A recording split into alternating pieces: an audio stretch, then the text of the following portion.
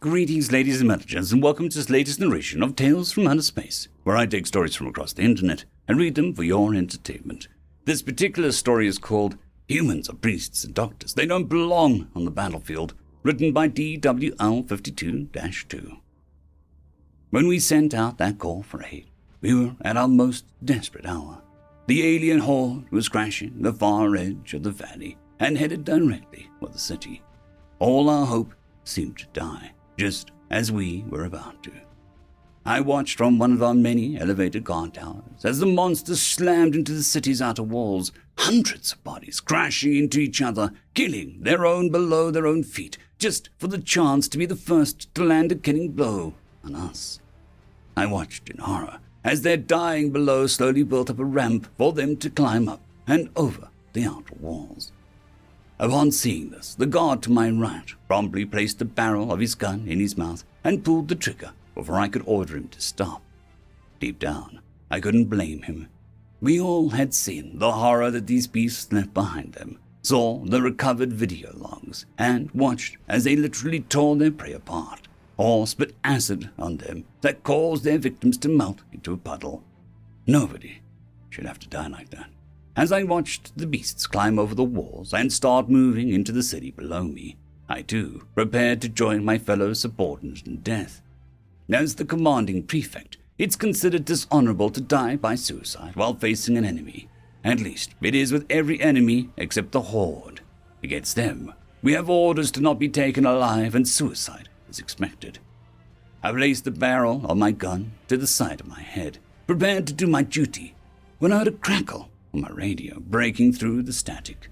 I lower my gun in disbelief. Has help arrived? The words came through my radio on the open channels, all garbled and unintelligent, before the translators kicked in. Thorin Legion, this is Captain McAllister of the Terran Union's ship Afterlife Forever Decision. We will be making groundfall in a few minutes. Please hold fast.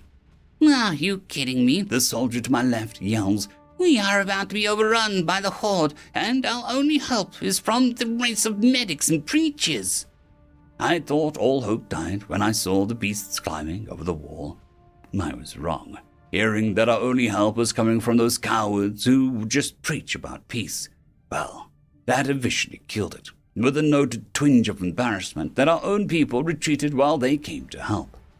I picked up the radio and responded to the human captain.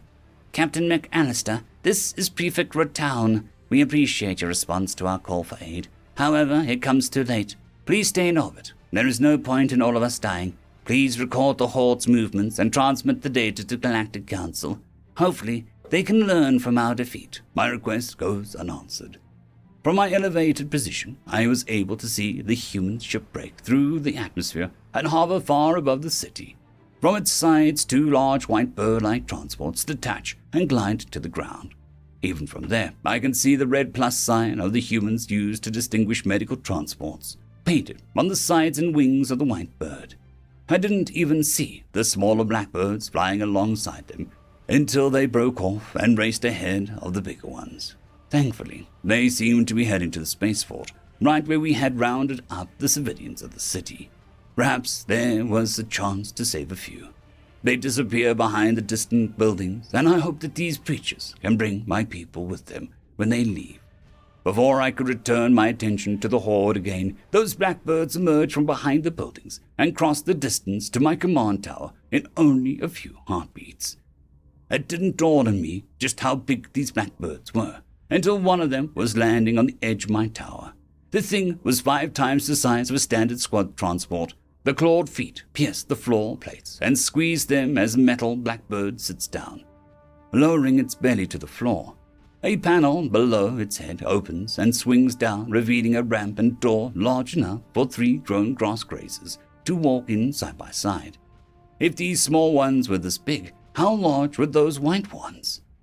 From the belly of the bird, 3 humans in black clothing come walking out with a brisk pace. As they got closer, I noticed that the clothing is in fact an armor of some kind, and each has a patch stenciled onto their right shoulder pauldron. In a white paint, it is the image of an animal with a long muzzle and a pointed ears. Their head sits on a bipedal body with 2 arms. In one hand is a human skull, and in the other is a piece of farming equipment. Following quickly behind these three was a female Klaxion, a translator. The soldier trio and the translator jog over to me in the middle of one's salute to me before speaking. Backwolf ik baru spark clicks. It's barking words, not translating. That must be the reason for the Klaxion. Greetings, Prefect, she says. I'm Translator Kiwe. I'll be translating for the humans. This is Warrant Officer Phillips. He is here to reinforce you. Reinforce? No! You need to retreat. Get out of here. The hordes have already climbed the walls. The translator Kiwe does a job, and the three humans start barking, their mouths hanging open and baring their teeth. The two on either side stop the noise, but the middle one keeps going, making a long sighing sound as it barks. Rechtnes virgar rut nish. Philip says, retreat? Hell, we just got here. Some more barking. We will be deploying along your towers here and start the pushback. If you have anyone at the ground level, I suggest you order them to start climbing. What? What? I asked. Surely there is no way these humans are going to fight the horde. Oh, how wrong I was. Turns out the humans have recently made a war pact with the Ceruleans, as well as the Gonk. Both are a warlike tribe. The Ceruleans specialize in mechanical warfare, while the Gonk are beasts of immense size, muscle, and ferocity. Using the Gonk's build, the Ceruleans' mechs, and the humans' tactics, the horde took a beating, the likes of which made me almost feel sorry for them. Almost. The retaliation assault started when the blackbirds flew low to the ground and released a red liquid into the city. It quickly evaporated into clouds of gas. Noxium, they called it. The horde who had gotten into the city simply melted into thick purple puddles of fluid. Their screams, loud enough to cause the horde outside to pause their assault. That was the first turning point. The second was when these same blackbirds then flew over the exterior of the city and released the small discs that spun and flew at the horde. They buried themselves into the beasts like saw blades before they exploded and coated the entire area in flames. Even from so far away, I swear I could feel the heat. The blackbirds then flew over to the other guard towers, opening their bellies and dropping Gonk troopers down onto them. These were not the normal 8-foot-tall Gonks, though. No, these were the 12-foot-tall Gonks in power armor and equipped with chemical rockets and massive multi-projectile launchers. These projectile launchers started spinning up around the main barrel of the weapon, and, as we watched, began to spit out metal pellets at the horde at such an incredible speed that they actually seemed to cut the horde members in half. Alongside these Gonks, regular humans deployed in similar style armor and weapons, dealing out just as much, if not more, brutality than the Gonks. My men and I watched as within minutes we were replaced as the sole fighters in this campaign. Sure, my men had laser rifles and were dealing out as much damage as they could. They had been trained for accuracy and making each shot count. These humans, though, they seemed to adapt to the spray and pray method of dealing with the horde's larger numbers.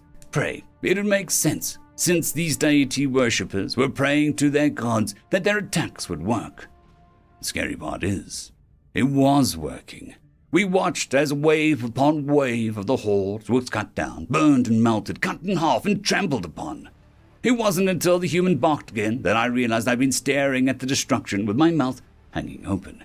Kiwe had said something, but I was too taken aback to catch what she said. My apologies. Can you repeat that? He said, we should probably start pulling back to the spaceport. Why? I managed to squeak out. The ships are about to launch an orbital strike. We don't want to be here when it hits. Whoever it was that said that humans do not belong on a battlefield, they were correct. These humans didn't belong on the battlefield. It belonged to them. It wasn't until much later, after the civilians and my soldiers were loaded up on their transports and on our way back to their ship, that it even occurred to me to ask.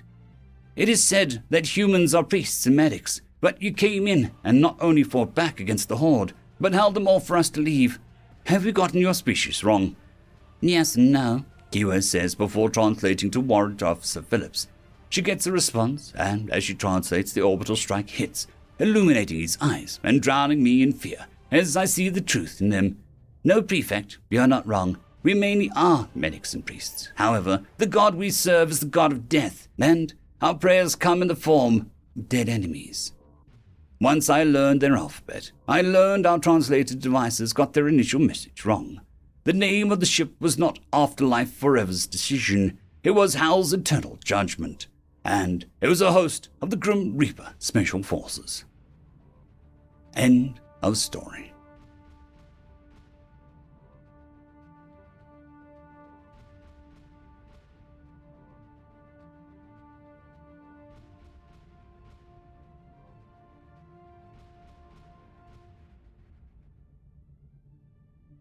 I'd quickly like to thank the T5 peeps: Bitmori, Terran on Air, Cold War Boomerwaffen, Severin Cerberus, Red Panda 121, Leslie 517, Bushmaster 177, Caspar Arnholtz, Cam Maxwell, Lightjock, Dragzoon WRE, Lord Azrakul, and Arcadian.